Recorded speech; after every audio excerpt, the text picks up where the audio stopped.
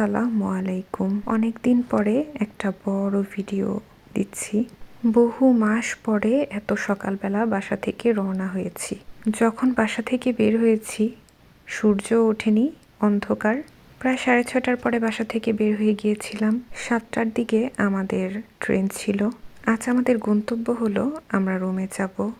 বিরাট লম্বা জার্নি, প্রায় 7 ঘন্টা লাগবে ট্রেনে। এত লম্বা জার্নি আমার জন্য খুবই কষ্টকর হয়ে যায়। কে জানি কতগুলো ফুল রেখে গেছে। বুঝতাম যে পচে গেছে এই জন্য রেখে গেছে, না ভালোই তো দেখা যাচ্ছে। কেউ হয়তো ভুলে রেখে গেছে। আসলে এত লম্বা জার্নিতে যদি একটা লম্বা ঘুম দেওয়া যায় তাহলে অনেক সুবিধা হয়। যেমন এই মহিলা ট্রেনে ওঠার পরেই ঘুমিয়ে গেছে আর নামার সময় একদম ঘুম থেকে উঠেছে। আর সবচেয়ে বড় ঝামেলা হয়ে যায় আমার নিজের জায়গা ছাড়া ঘুমই আসে না। এত জার্নি করে আমি হোটেলে গিয়েও ঘুমাতে পারিনি ঠিকমতো। এই 7 ঘন্টায় ট্রেন দিয়ে যেতে যেতে দেখলাম কিছু জায়গা বৃষ্টি হচ্ছে, কিছু জায়গা মেঘলা, আবার কিছু জায়গায় রোদ। আসলে আল্লাহ তাআলার কত চমৎকার সৃষ্টি। ট্রেন তো নিমেষেই এক জায়গা থেকে আরেক জায়গায় চলে যাচ্ছে। কিছুক্ষণ পরপরই দেখছি এই জিনিসটা। হঠাৎ বৃষ্টি, হঠাৎ রোদ, আবার মেঘলা। আমি অবাক হলাম। সেই প্রায় 6-7 মাস আগে ইটালিতে এসেছিলাম, তখন এরকম লম্বা জার্নি করেছি। আবার এই যে বাসা থেকে বের হয়ে এত দূরে যাচ্ছি কোনো প্রয়োজন ছাড়া। শুধু শুধু আমার বেরই হওয়া হয় না, কারণ আমি জার্নি করতে পারি না।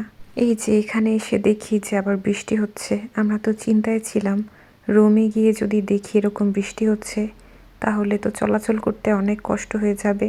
বৃষ্টি হলে আসলে এক জায়গা থেকে আরেক জায়গায় যাওয়াটা অনেক কষ্ট হয়ে যায়। এই তো অবশেষে অনেক জুলুমের পর 7 ঘন্টা শেষ হলো।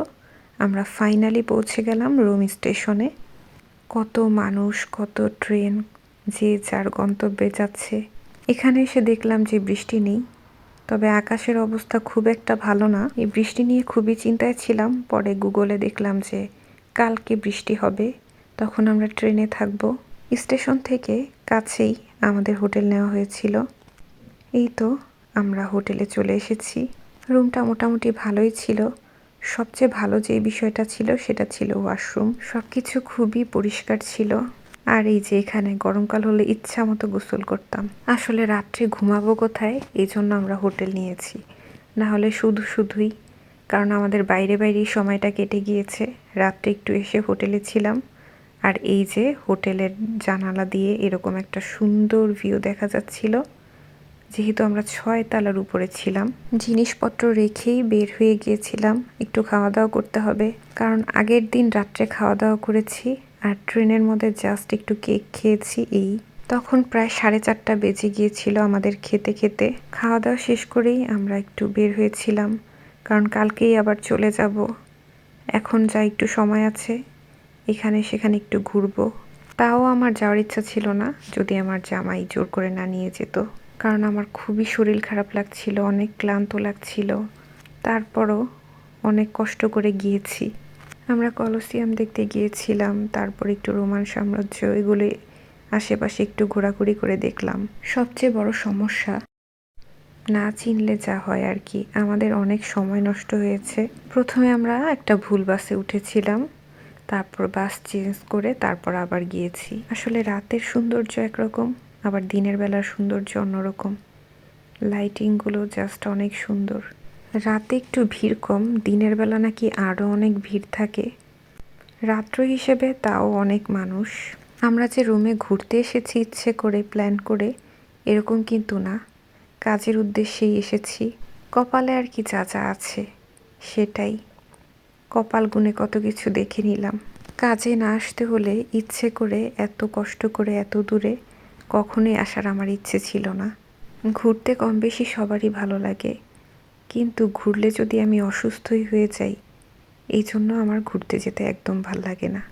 এটা দেখা শেষ করে আমরা আরেকটা স্পট খুঁজছিলাম। আমাদের আসলে ভ্যাটিকান সিটিতে যাওয়ার কথা ছিল, তখন তো বুঝিনি রাত্রেবেলা গেলেই ভালো হতো, কারণ চিন্তা করেছিলাম পরের দিন সেখানে যাব, কিন্তু আর শেষমেশ যাওয়াই হলো না। আমি অবশ্য আগেই চিন্তা করেছিলাম যে পরের দিন যাওয়া হবে না কোথাওই। আর এই যে ঘুরতে ঘুরতে আমাদের সাথে দেখা হয়ে গেল একটা পান্ডার। তারপর কিছুক্ষণ পান্ডার ছবি টবি তুলে আমরা আরেকটা স্পটের উদ্দেশ্যে চলে গেলাম। ওইটাও খুঁজতে খুঁজতে একদম নাজেহাল অবস্থা হয়েছে, খুঁজেই পাচ্ছিলাম না। আমরা খুঁজছিলাম ট্রেভি ফাউন্টেন, ওইখানে যাওয়ার জন্যই ঘুরছিলাম। অনেক খুঁজে অনেক ঘুরে ওই জায়গায় যাওয়ার পরে দেখলাম ওই জায়গার কাজ চলছে। মনটাই নষ্ট হয়ে গেল, কারণ কোনো কাজ ছাড়া এমন দূরে আসা সম্ভব না। আর আগামীতে রোমে আসার কোনো সম্ভাবনাই নেই আমাদের, আল্লাহ ভালো জানে। গত বছর এসেছিলাম একটা কাজে, এবারও আরেকটা কাজেই এসেছি। মাত্র 3 ঘন্টা গতবার ছিলাম, এক ট্রেনে এসেছি আরেক ট্রেনে চলে গিয়েছি। আমি ভেবেছিলাম এইটাই সেই জায়গা, কারণ দেখলাম চোখের সামনে এই মহিলা টাকা ফেলছে এখানে। পরে ওই জায়গায় যাওয়ার পরে বুঝলাম ওই জায়গা বন্ধ দেখে এইখানে টাকা ফেলছে। কি একটা ভ্রান্ত ধারণা, ওই জায়গায় টাকা ফেললে নাকি মনের আশা পূর্ণ হয়। মনের আশা পূর্ণ হয় কিনা তা তো জানি না, মনের আশা পূর্ণ করার মালিক আল্লাহ তাআলা। তবে এই জায়গায় পয়সা ফেললে বস্তায় বস্তায় পয়সা হয়। মানুষ লক্ষ লক্ষ ইউরো এখানে ফেলে, যারা এই জায়গার মালিক তারা সেই টাকাগুলো বস্তা ভরে নিয়ে যায়। কি একটা অবস্থা, এখানে টাকা ফেলার চলটা যে কে বের করেছিল, সুন্দর একটা বিজনেস দাঁড় করিয়েছে।